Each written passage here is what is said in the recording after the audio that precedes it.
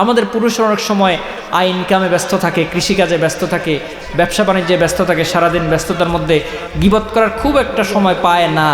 আর এখন আমাদের বোনদের তো গীবত করার মেশিন একটা আছে, আছে নাকি নাই? আছে না? একটা মোবাইল আছে, হয়তো সকালে রান্নাবান্না শেষ। আমাদের আলহামদুলিল্লাহ সমাজে শহরের সমস্ত ছোঁয়া এখন গ্রামে এসে পড়েছে। শহরে যেমন কাজের মানুষেরা আছে, গ্রামেও এখন যারা বিত্তশালী অর্থশালী তারাও কাজের মানুষ রাখেন। বাস বাড়ির যিনি কর্ত্রী তার কাজের রান্না করার কোনো ঝামেলা নাই, তরকারি কোটাকুটির কোনো ঝামেলা নাই, কোনো ঝামেলাই তার নাই। তিনি কাজের মেয়েকে রান্নাঘরে বসিয়ে বললেন যে অনেক দিন বুবুর সাথে কথা হয় না, বড় বুবুর একটা ফোন দিই। ফোন দেয় নাকি দেয় না? ফোন দিয়ে কি শুরু হয়? গীবত শুরু হয়।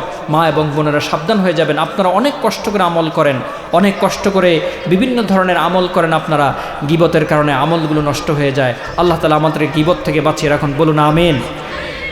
এরপরে আরেকটা অংশ রাসূলুল্লাহ সাল্লাল্লাহু আলাইহি ওয়াসাল্লাম দেখে এসছেন, সুদখোর। কাদেরকে দেখে আসছেন? সুদখোর। আল্লাহ রাসূল সাল্লাল্লাহু আলাইহি ওয়াসাল্লাম দেখলেন একটা সমুদ্রের মতো, নদীর মতো একটা জায়গা, সেই জায়গার তীরে একজন মানুষ বসা আছে কিংবা দাঁড়িয়ে আছে। আরেকজন মানুষ সাঁতার কাটতে কাটতে তীরের মধ্যে আসে। যখনই তীরের মধ্যে আসে, ওই তীরের মধ্যে দাঁড়ানো লোকটার হাতে যে এক বস্তা কিংবা অনেকগুলো পাথর থাকে, সে পাথরগুলো তার মুখে আবার মারে। পাথর মারতে মারতে আবার তাকে বিদ্ধ করে ফেলে, সে আবার নদীর মাঝখানে চলে যায়, আবার ফিরে আসে। যখন সে নদীর দ্বারে ফিরে আসে আবার তাকে পাথর মারে। অর্থাৎ তার মানে কোনো শান্তি নাই, সে নদীর মধ্যে সাঁতরাচ্ছে, অশান্ত নদীতে সে সাঁতরাচ্ছে, পাথরের আঘাত নিয়ে সে সাঁতরাচ্ছে। এটা কারা বলল? রাসূল বলল এটা কারা, এরা কারা? বলল যে এরা হলো সুদখোরেরা। এরা কারা? সুদখোরদের বিরুদ্ধে রাসূল আরবি সাল্লাল্লাহু আলাইহি ওয়াসাল্লাম বললেন, ফাদানু বিহারবিম মিনাল্লাহি ওয়া রাসূল, আল্লাহ এবং আল্লাহ রাসূলের পক্ষ থেকে সুদখোরদের বিরুদ্ধে যুদ্ধ ঘোষণা করো। আর কোনো ইবাদতের ক্ষেত্রে বলে নাই আজকে সমাজে যে লোক নামাজ পড়ে না তার বিরুদ্ধে যুদ্ধ ঘোষণা করো, কোরআনে কথা বলে নাই। যে লোক হজ করে নাই তার বিরুদ্ধে যুদ্ধ ঘোষণার কথা বলে নাই। কিন্তু একটা মাত্র অপরাধ, মহাপাপ, যে পাপ সমাজে প্রচলিত যখন থাকে এবং সেই পাপের সাথে যারা জড়িত থাকে তাদের বিরুদ্ধে কোরআন বলছে ফাদানু বিহারবিম মিনাল্লাহি ওয়া রাসূলি, আল্লাহ এবং রাসূলের পক্ষ থেকে তাদের বিরুদ্ধে যুদ্ধ ঘোষণা করো। এইখানে এমন কোন কঠিন মানুষ আছেন যে মানুষটা আল্লাহ এবং আল্লাহ রাসূলের বিরুদ্ধে দাঁড়ায়া বুক ফুলিয়ে যুদ্ধ করতে পারবেন? হাত তুলুন তো দেখি। মাশাআল্লাহ। আমার কথা আপনারা খুব ভালো করে বুঝছেন। আপনারা কি আল্লাহ এবং আল্লাহ রাসূলের বিরুদ্ধে যুদ্ধ ঘোষণা করেছেন? যুদ্ধ ঘোষণা করতে পারবেন? তাহলে সুদখোরদেরকে বলছে সমাজে যারা সুদ খায় তাদের বিরুদ্ধে আল্লাহ এবং আল্লাহ রাসূল যুদ্ধ ঘোষণা করেছেন। এবং সুদের যে সর্বনিম্ন অপরাধ, সেই অপরাধ হচ্ছে মায়ের সাথে কি করা? পাপাচার করা, মায়ের সাথে ব্যভিচার করা। এই কথাটা মুখ দিয়ে আনতে তো আমাদের লজ্জা হওয়ার কথা। সেই লজ্জাশীল, সেই নিকৃষ্ট কাজটাই আমাদের সমাজে প্রচলিত আছে নাকি নাই? কম আছে না বেশি আছে? বেশি আছে। সমাজের চিপা চাপায়, দোকানের চিপা চাপায়, বাড়ির চিপা চাপায়, ঘরের চিপা চাপায় সুদের মহা প্রচলন এই দেশে আছে নাকি নাই? আমাদের চারপাশে যে জিল্লতি, যে গজব, এই গজবগুলো কিন্তু সুদের কারণে আমাদের উপর আপতিত হয়েছে। আল্লাহ তাআলা আমাদেরকে সুদ থেকে বাঁচিয়ে রাখুন, বলুন আমিন। সুদ দিব না, সুদ নিব না, বলুন সুদ দিব না, সুদ নেব না। আবার বলেন সুদ দেব না, সুদ নেব না। যে সমস্ত ভাইয়েরা সুদের কাজে জড়িত আছেন, আল্লাহ তাআলার ওয়াস্তে আপনি ফিরে আসেন, আল্লাহ আপনাকে ক্ষমা করে দেবে ইনশাআল্লাহ। আপনি তওবা করুন, আপনি মহা অপরাধের মধ্যে লিপ্ত আছেন।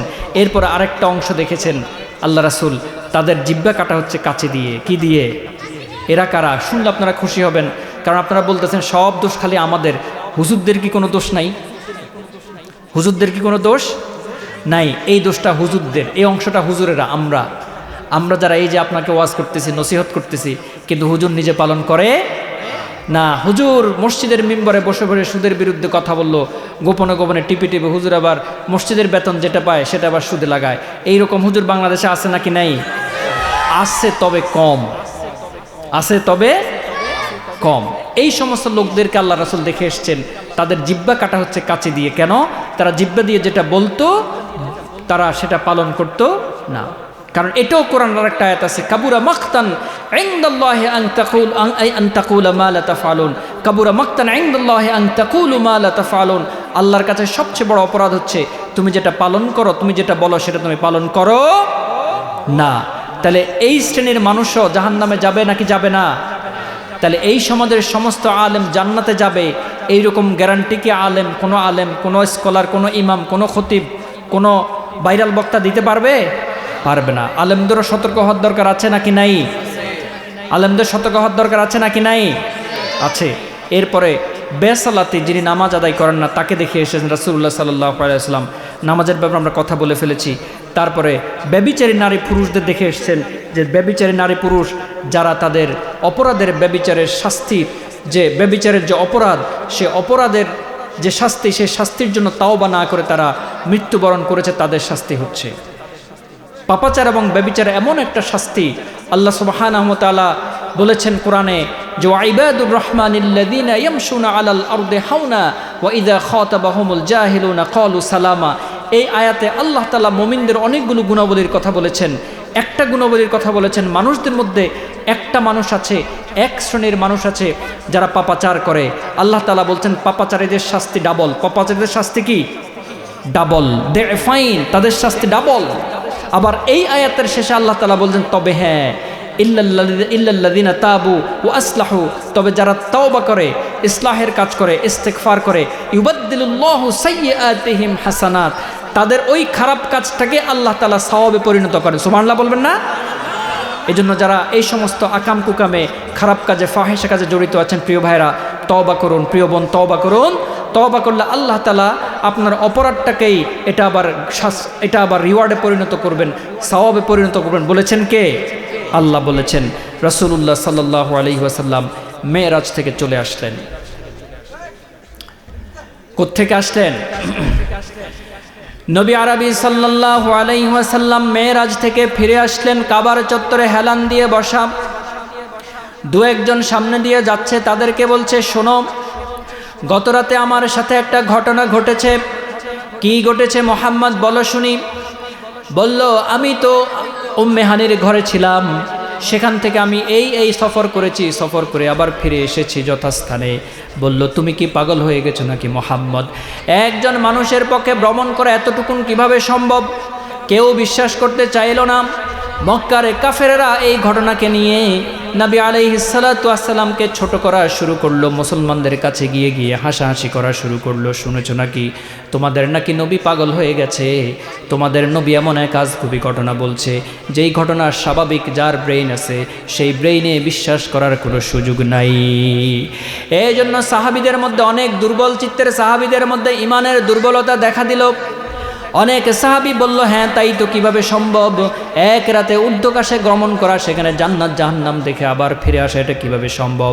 একজন কথায় কথায় বলতে বলতে আবু বকর রাদিয়াল্লাহু তাআলা আনহুর কাছে চলে গেলেন। বললেন আবু বকর শুনছো নাকি? বলো তো কি বলতে চাও? বলল শুনলাম এমন একটা ঘটনা ঘটেছে, তোমাদের নবী নাকি আরশে আযিমে গিয়েছে, সেখান থেকে নাকি জান্নাত জাহান্নাম, সিদরাতুল মুনতাহা, জিব্রাইল সহ অনেক কিছু দেখে এসেছে।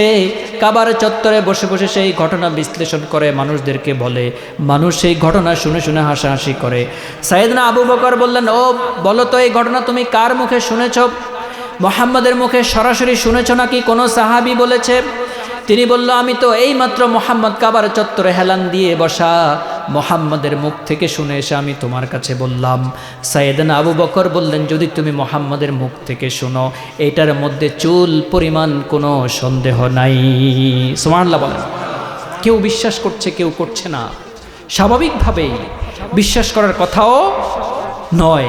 কিন্তু মানুষের যে ব্রেইন আছে, মানুষের ব্রেইনের যে যুক্তি আছে, সেই যুক্তি দিয়ে কি আল্লাহর সাথে কোনোভাবে তুলনা করার সুযোগ আছে? আছে? নাই। এই জন্য অনেক সময় অনেক বিজ্ঞানীরা, এখন আমরা আলোচনার একেবারে শেষ দিকে চলে এসেছি, অনেক বিজ্ঞানী আমাদের রাসূলুল্লাহ সাল্লাল্লাহু আলাইহি ওয়াসাল্লামের মেরাজকে বিশ্বাস করতে চায়, কারণ সে বিজ্ঞানের লেন্স দিয়ে আমাদের মেরাজকে মূল্যায়ন করতে চায়, যেটা আসলে অসম্ভব, এটা সম্ভব নয়।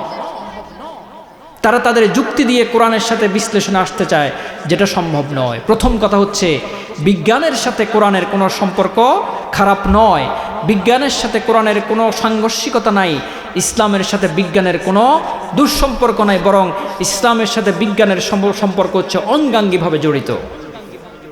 যদি আমরা চিন্তা করি এটাকে স্পেস সায়েন্স বলা হয়, মহাকাশ বিজ্ঞান বলা হয়, যেহেতু রাসূলুল্লাহ সাল্লাল্লাহু আলাইহি ওয়াসাল্লাম জমিন থেকে কোথায় গেছেন? আকাশে গেছেন। আকাশ বিজ্ঞানকে বলা হয় মহাকাশ বিজ্ঞান। কি বিজ্ঞান? এই সূরা নজমের মধ্যে আল্লাহ শুরুতে বলছেন ওয়ান নাজমি ইযা হাওয়া, তারকার কসম, যেই তারকা হাওয়া হয়ে যায়। হাওয়া দ্বারা মুফাসসিরিনে কেরাম দুটো অর্থ বুঝিয়েছেন। এক, হাওয়া হয়ে যাওয়া হলো অস্তমিত হয়ে যায়। আমরা কখনো কখনো আকাশের দিকে যদি তাকাই, আমরা অনেক তারকারাজি দেখতে পাই। আবার সকাল যখন হয়ে যায় আলোর কারণে, সেই তারকারাজি সমূহ আমাদের দৃষ্টিসীমার বাইরে চলে যায়। আবার কোনো বিজ্ঞানী বলেছেন, আজকে 1400 বছর পরে পশ্চিমা বিজ্ঞানীরা যে ব্ল্যাক হোলের আবিষ্কার করেছে কৃষ্ণগহ্বর, ওই কৃষ্ণগহ্বর এমন একটা জিনিস যেখানে একটি তারা বছরের পর বছর, শত কোটি বছর ঘুরতে ঘুরতে ঘুরতে ঘুরতে নিজেকে নিঃশ্বাস করে ওই কৃষ্ণগহ্বরের ভিতরে গিয়ে বিলীন হয়ে যায়। ওয়ান নাজমি ইদা হাওয়া, এটা দ্বারা বুঝিয়েছেন ওই কৃষ্ণগহ্বরের কথা। কোরআন যেটি 1500 বছর আগে বিজ্ঞানের কথা বলে যাচ্ছে, আজ বর্তমান প্রেক্ষাপটে মডার্ন সায়েন্স আজকে এসে সেই কথা বলছে। এই দৃষ্টিকোণ থেকে যদি আমরা চিন্তা করি, কোরআনের সাথে ইসলামের কোনো সাংঘর্ষিক, কোরআনের সাথে বিজ্ঞানের কোনো সাংঘর্ষিকতা নাই। আপনি কোন সায়েন্স, কোন বিজ্ঞান কোরআনে খুঁজতে যাবেন? আপনি সমুদ্র বিজ্ঞানের কথা যদি জানতে যান, শত শত অনেক আয়াত কোরআনে পাওয়া যাবে সমুদ্র বিজ্ঞান নিয়ে কথা বলছে। আপনি যদি আকাশ বিজ্ঞান নিয়ে কথা বলতে চান, অসংখ্য আয়াত কোরআনে দেয়া আছে, যে আয়াতগুলো আকাশ বিজ্ঞানের কথা বলে। আপনি যদি মানুষের সাইকোলজি সায়েন্সের কথা বলেন, মনস্তত্ত্ব বিজ্ঞানের কথা বলেন, শত শত আয়াত কোরআনে আছে যেগুলো মনস্তত্ত্বের কথা বলে। এইভাবে যত ধরনের বিজ্ঞান আজকে প্রেক্ষাপটে আমাদের কাজে লাগে, এমন কোনো বিজ্ঞান নাই যে বিজ্ঞানের বিষয়ে কোরআনে স্পষ্ট কিংবা নির্ধারিত কিংবা ডাইরেক্ট অথবা ইনডাইরেক্টলি কি বলে নাই, কথা বলে নাই, সুযোগ দেয় নাই, বিশ্লেষণের সুযোগ রাখে নাই। সুতরাং প্রথম কথা হচ্ছে কোরআনের সাথে বিজ্ঞানের কোনো সাংঘর্ষিকতা নাই। কিন্তু সমস্যাটা কোন জায়গায় হয়? সমস্যাটা হয় বিজ্ঞানের ফর্মুলাকে যখন কোরআন দিয়ে আমি যাচাই করতে যাই, কোরআনকে যখন বিজ্ঞানের ফর্মুলা দিয়ে যাচাই করতে যাই, সমস্যাটা তখন হয়। আচ্ছা, আল্লাহর ব্রেইন শক্তিশালী না 2 পয়সার বিজ্ঞানীর ব্রেইন শক্তিশালী? কার ব্রেইন শক্তিশালী? আল্লাহর ব্রেইন শক্তিশালী। প্রথম কথা হচ্ছে মুসলিম হিসেবে আমাদের কয়েকটা বিশ্বাস এখানে রাখতে হবে। 1 নম্বর বিশ্বাস হচ্ছে কোরআনের সাথে বিজ্ঞানের, যেটা মানুষের উপকারী, তার সাথে কোনো সাংঘর্ষিকতা নাই। সাংঘর্ষিকতা।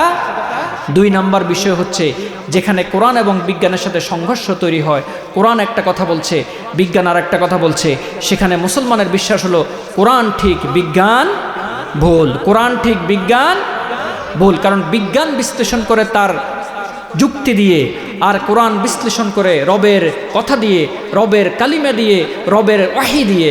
সুবহানাল্লাহ বলেন। তাহলে মানুষ যখন বিজ্ঞান নিয়ে কথা বলে, মানুষ যখন যুক্তি দিয়ে কথা বলে, এই যে আমরা এখানে কেউ 40 বছরের আছি, কেউ 60 বছরের আছি, কেউ 70 বছরের আছি না? আচ্ছা, যিনি 70 বছরের আছেন তিনি কি বুকে হাত দিয়ে বলতে পারবেন 40 বছর বয়সে যে সিদ্ধান্তটা নিয়েছেন, 70 বছরের বয়সে এসে সেই সিদ্ধান্তের জন্য তিনি রিগ্রেট করতেছেন না, অনুশোচনা করতেছেন না? এরকম ঘটনা ঘটছে, অহরহ ঘটে। আমি এখন আফসোস করি, হায় রে, ওই সময় কাজটা যদি না করতাম কতই না ভালো হইতো। তার মানে মানুষের ব্রেইন সবসময় উঠানামা করে, যুক্তি উঠানামা করে। মানুষের 20 বছর আগে মানুষের ব্রেইন যেটাকে যৌক্তিক মনে করেছে, 20 বছর পরে সেই মানুষ তার কাজটাকে অযৌক্তিক মনে করে নাকি করে না? করে নাকি করে না? সুতরাং আমাদের সমস্ত কাজ হচ্ছে কোরআনের কষ্টি পাথর আমরা মূল্যায়ন করব। কষ্টি পাথর চিনেন কিনা আপনারা?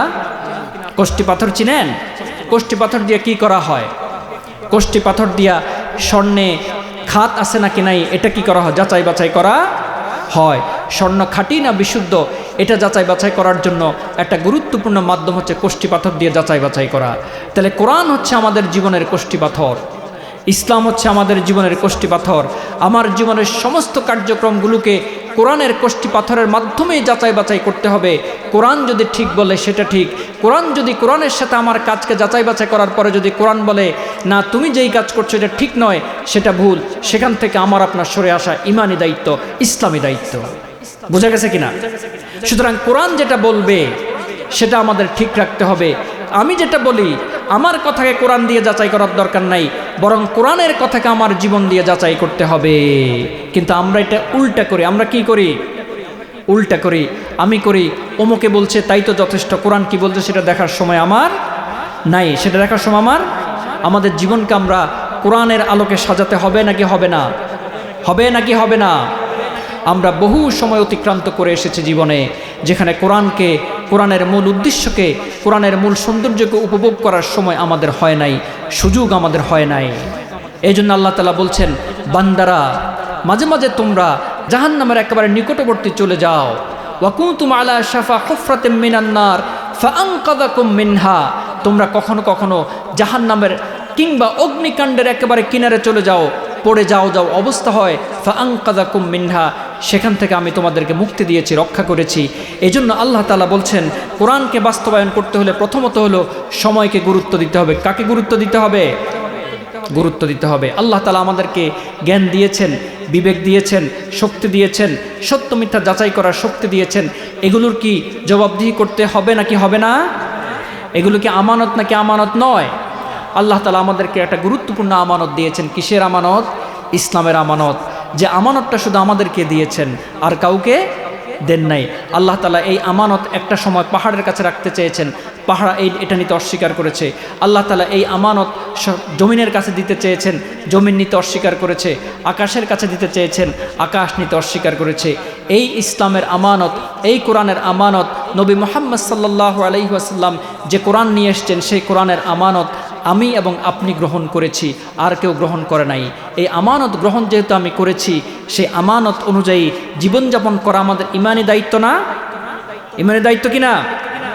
এই জন্য আল্লাহ বলছেন ইন্না আরাদনাল আমানাতা আলাস সামাওয়াতি ওয়াল আরদি ওয়াল জিবালি ফাআবাইনা আন ইয়াহমিলনাহা ওয়া আশফাকনা মিনহা وحملها الإنسان إنه كان ظلوما جهولا। ইসলামের এমন এক মহা আমানত, যে আমানত আমি পাহাড়ের কাছে জমা দিতে চেয়েছি, রাখতে চেয়েছি, পাহাড় অস্বীকার করেছে। আকাশের কাছে দিতে চেয়েছি, আকাশ অস্বীকার করেছে। বিস্তৃত জমিনের কাছে দিতে চেয়েছি, জমিন সেই আমানত গ্রহণ করতে অস্বীকার করেছে। ফাআবাইনা আন ইয়াহমিলনা মিনহা ওয়া আশফাকনা মিনহা, তারা এখান থেকে ভয় পেয়ে গেল। ও হামালাহাল ইনসান, এটা মানুষ বহন করলো। কেন বহন করলো? মানুষ বহন করে অনেক বড় ভুল করেছে। ইন্নাহু কানা যালুমান জাহুলা, এই আমানত গ্রহণ করার মাধ্যমে মানুষ নিজেকে জালিমদের কাতার অন্তর্ভুক্ত করে নিল। এই আমানত গ্রহণ করার মাধ্যমে মানুষ নিজেকে জাহেলদের মধ্যে অন্তর্ভুক্ত করে নিল। কেন সে জালিম হলো? কেন সে জাহেল হলো? কারণ এই আমানত তার উপর যেভাবে দেওয়া হয়েছে, সেই আমানতকে যথাযথভাবে যদি সে পালন না করে, তাহলে সে জালিমদের অন্তর্ভুক্ত হয়ে যাবে। যে আমানতের দায়িত্ব রব মানুষের উপর দিয়েছে, আমাদেরকে দিয়েছে, সেই আমানতের দায়িত্ব যদি, কোরআনের আমানতের দায়িত্ব যদি আমরা যথাযথভাবে পালন করতে না পারি, তাহলে আল্লাহর পক্ষ থেকে জাহান্নাম আমাদের জন্য নির্ধারিত রয়েছে। যে লোক জাহান্নামে যাবে সে নিশ্চিতভাবে জালিম হবে। এই জন্য আল্লাহ বলছেন ইন্নাহু কানা যালুমান জাহুলা, এবং অজ্ঞ মানুষ, তোমরা অজ্ঞতার কারণে এই আমানত গ্রহণ করছো। কখন আমরা অজ্ঞ হব? যখন আমানতকে আমানতের মতো করে ব্যবহার করতে পারবো না। আল্লাহর পক্ষ থেকে যে আমানত এসেছে, সেই আমানতকে আমানতের মতো করে বুঝতে পারবো না, জানতে চাইবো না, তখনই তো আমি অজ্ঞদের অন্তর্ভুক্ত হয়ে যাব। এই জন্য রব বলেছেন, আমানত যদি তুমি যথাযথভাবে পালন করো, তাহলে তুমি জালিমদের অন্তর্ভুক্ত হবে না। এই আমানতকে তুমি যথাযথভাবে যদি পালন করো, তাহলে তুমি অজ্ঞদের অন্তর্ভুক্ত হবে না। তাহলে এখন পর্যন্ত আমরা যে অবস্থায় আছি, আমাদের যে অবস্থা, সে অবস্থা এই আয়াত থেকে বোঝা যায় আমরা জালিমদের অন্তর্ভুক্ত, আমরা জাহেলদের অন্তর্ভুক্ত। কারণ কোরআনের যে আমানত, সেই কোরআনের আমানত আমরা কি বুকে হাত দিয়ে বলতে পারবো আমরা কোরআনের আমানত সংরক্ষণ করতে পেরেছি কিনা? পারি নাই। তাহলে কোরআনের আমানত সংরক্ষণ করার প্রথম কাজ হচ্ছে কোরআনের আলোকে ব্যক্তি নিজেকে পরিচ্ছন্ন করবে, কোরআনের আলোকে ব্যক্তি নিজেকে সাজিয়ে নেবে। তারপরে কোরআনের আমানতের সংরক্ষণের দ্বিতীয় পর্যায় হলো ব্যক্তি তার পরিবারকে কোরআনের আলোকে সাজিয়ে নেবে। তৃতীয় ধাপে ব্যক্তি তার সমাজকে কোরআনের আলোকে সাজিয়ে নেবে। চতুর্থত ব্যক্তি তার সামগ্রিক জীবন ব্যবস্থাকে কোরআনের আলোকে যদি সাজিয়ে নিতে পারে, তাহলেই মূলত ইসলাম এবং কোরআনের আমানত সংরক্ষিত হবে। সুবহানাল্লাহ বলেন। তাহলে আমরা যদি অঙ্ক করি, আমাদের কি অবস্থা? আমাদের ব্যক্তিগত জীবন কোরআনময় নাকি কোরআনহীন? কোরআনময় নাকি কোরআনহীন? আমাদের পারিবারিক জীবন কোরআনময় নাকি কোরআনহীন? আমাদের সামাজিক জীবন কোরআনময় নাকি কোরআনহীন? আমাদের রাষ্ট্রীয় জীবন কোরআনময় নাকি কোরআনহীন? আমাদেরকে মানুষ মুক্তি দেওয়ার জন্য নানা ধরনের টোপ আমাদেরকে ফেলেছিল, নানা ধরনের মুক্তির জন্য জাল আমাদেরকে ফেলেছিল আমাদের জন্য, কিন্তু মুক্তি কি আমাদের মিলেছে কিনা? 1947 সালে মুক্তির কথা বলে আমাদেরকে আলাদা করা হয়েছিল, আমরা মুক্তি পাইনি। 1969 সালে অধিকারের কথা বলে আমাদেরকে রাস্তা নামানো হয়েছিল, আমরা অধিকার পাইনি। 1971 সালে দীর্ঘ 9 মাস যুদ্ধ করার পরে এই অঞ্চলের মানুষদের অধিকার ফিরিয়ে দেওয়ার শপথ দেওয়া হয়েছিল। আজ পর্যন্ত আমরা আমাদের অধিকার ফিরে পাইনি। এভাবে সময়ের ধারাবাহিকতা 90 গেল, 2024-এর 5 আগস্ট আসলো। নতুন করে এই অঞ্চলের মানুষ যদি স্বপ্ন বাস্তবায়ন করতে না পারে, আগামীর দিনে এই অঞ্চলের মানুষের ভাগ্যে নির্মম পরিহাস অপেক্ষা করছে। যেই নতুন সূর্য এদেশের পূর্ব আকাশে উদিত হয়েছে, সেই সূর্যের আলোয় যদি আমরা নতুন করে আলোকিত হতে না পারি, সেই সূর্যের আলোকে যদি কোরআনের আলোয় রূপান্তরিত করতে না পারি, সেই নতুন স্বাধীনতার স্বাদকে যদি কোরআনের স্বাদে পরিণত করতে না পারি, আমাদের জন্য অনেক জিল্লতি সামনে অপেক্ষা করছে, যার বাস্তব প্রমাণ আমাদের প্রিয় হাদি। এই দেশের মানুষের তাহজিব তামাদ্দুনের সংরক্ষণের কথা বলতে গিয়ে, এদেশের মানুষের অধিকারের সংরক্ষণের কথা বলতে গিয়ে হাদি জীবন দিয়েছে। বুঝা গেল 5 আগস্টের পরেও এই দেশের মানুষের মুক্তি আসে নাই, আসে নাই, আসে নাই। মুক্তি যদি পেতে হয়, অধিকার যদি পেতে হয়, ইনসাফের সমাজ যদি প্রতিষ্ঠিত করতে হয়, কোরআনের বাইরে একজন মুসলিমের জন্য নতুন কোনো পছন্দ নাই, থাকতে পারে না, বিকল্প নাই, থাকতে পারে না। আজ নতুন করে শপথ নেওয়ার সময় এসেছে। 1947 সালে আমাদের ভাগ্য পরিবর্তন হয় নাই। 71 সালে আমরা পতাকা পেয়েছি, স্বাধীনতা পাই নাই। 71 সালে আমরা অধিকার পাই নাই, পতাকা পেয়েছি। ধারাবাহিকতায় 2024 সালেও আজকে স্বাধীনতার পরেও কেন আমার ভাইকে রক্ত দিতে হচ্ছে? ইসলামের কথা বলার অপরাধে, ইসলামের তাজিব তামাদ্দুনকে সমন্বিত রাখার অপরাধে আমার ভাইকে কেন রক্ত দিতে হচ্ছে? যারা আজকে সরকারে আছেন, জবাব দিতে আপনাদেরকে আমরা বাধ্য করব। সুতরাং আমরা যারা হাদির উত্তরসূরি আছি, হাদি ইসলাম, ইসলামী মূল্যবোধ, কোরআনিক সংস্কৃতি, এদেশের মানুষের আত্মপরিচয়কে নতুন করে পুনরুদ্ধারের যে সংগ্রাম শুরু করেছে, যারা মনে করেছেন হাদিকে হত্যা করার মাধ্যমে হাদির যে চেতনা নিয়ে হাদি যাত্রা শুরু করেছিল, সেই চেতনাকে স্তব্ধ করে দিবেন, আপনারা দিবা স্বপ্ন দেখছেন। এক হাদিকে হত্যার বিনিময়ে এই বাংলাদেশের প্রতিটি ঘরে ঘরে নতুন করে আরো শক্তিশালী হাদির জন্ম হয়েছে, জন্ম হবে ইনশাআল্লাহ। আমাদের জীবনে, আমাদের শরীরের এক ফোঁটা রক্ত থাকা পর্যন্ত আমরা ইসলামী তাহজিব তামাদ্দুনকে সমুন্নত করব, প্রয়োজনে শাহাদাত বরণ করব। মাঝখানে কোনো ধরনের বিকল্প মুসলিম হিসেবে আমার জন্য আর বাকি নাই। হয় আমি আমার ইনসাফ নিয়ে দাঁড়াবো সমাজে, আমার স্বাধীন তাহজিব তামাদ্দুন নিয়ে আমি সমাজে বসবাস করব। দাসত্বের জীবন মুসলমানের জীবন নয়। আমাদের জীবনে হয় শাহাদাত, না হয় স্বাধীনতা। আমাদের জীবন শাহাদাত, না হয় ইনসাফ। আমাদের জীবনের স্বাধীনতা, না হয় কোরআনের আমানত। মাঝখানে আমাদের কোনো রাস্তা নাই। দাসত্বের জিন্দেগি আমাদের জন্য নয়। যারা দাসত্বের জিন্দেগি গ্রহণ করার স্বপ্নে বিবর নতুন করে, আমরা আপনাদেরকে সতর্ক করে দিতে চাই। 2024-এর 36শে জুলাই আমাদের জেনজি যেভাবে দাসত্বের গ্রহণকারীদেরকে এই দেশ থেকে জারু বেটাকারা বের করেছে, নতুন করে দেশের মানুষদেরকে যারা গলার মধ্যে গোলামের জিঞ্জির পড়ার স্বপ্ন দেখাচ্ছেন, আপনাদেরকেও বের করতে আমরা পিছপা হব না। তাই আসুন সম্মানিত মুসলিয়ানে কেরাম, মুক্তি একটাই, মুক্তির নাম ইসলাম, মুক্তির নাম কোরআন। বহু দেখেছেন জীবনে, অনেক স্বপ্নের পশ্চা নিয়ে লোকেরা আপনার কাছে এসেছে, আপনার স্বপ্ন পূরণ হয় নাই। বিদেশে তার বাড়ি হয়েছে, গাড়ি হয়েছে, বেগম পাড়া হয়েছে, সেকেন্ড হাউস হয়েছে, সেকেন্ড হোম হয়েছে। আপনি কৃষক, 10 টাকার সার আপনাকে 200 টাকা দিয়ে কিনে কৃষিকাজ করতে হচ্ছে। আপনি স্বাধীন হতে পারেন নাই, আপনার অধিকার আপনি ফিরে পান নাই। কেন পাবেন? আপনি ভুল পছন্দ করেছেন, আপনি শুদ্ধ পছন্দ করতে পারেন নাই। মুমিন হিসেবে আপনার কোরআন পছন্দ করার কথা ছিল, মুমিন হিসেবে আপনার ইসলাম পছন্দ করার কথা ছিল। ইসলামকে পদদলিত করে অন্য যে কোনো ব্যবস্থাকে যখন আপনি গ্রহণ করবেন, সামগ্রিক জাতির উপর এসব কিছু জিল্লতি হিসেবে আল্লাহর পক্ষ থেকে আবির্ভূত হবে। তাহলে আমরা নতুন করে শপথ নিতে পারবো কিনা ইনশাআল্লাহ? আগামীর বাংলাদেশ, পরিবর্তনের বাংলাদেশ, আগামীর বাংলাদেশ সৌহার্দ্য, সম্প্রীতি, ভালোবাসা নিয়ে আমরা নতুন বাংলাদেশ গড়তে চাই, যেখানে কোনো বৈষম্য থাকবে না, যেখানে কোনো ইনসাফের ঘাটতি থাকবে না। প্রত্যেকটা মানুষ, প্রত্যেকটা সহায় হোক অসহায় হোক, প্রত্যেকটা মানুষ তার ইনসাফ নিয়ে এসে সুখে শান্তিতে সমৃদ্ধিতে বাংলাদেশের নাগরিক হিসেবে, একজন প্রকৃত মুসলিম হিসেবে, একজন মুমিন হিসেবে বুক উঁচু করে সে তার জীবনযাপন করবে। প্রিয় ভাইরা আমার, আল্লাহ তাআলা আমাদেরকে কবুল করুন।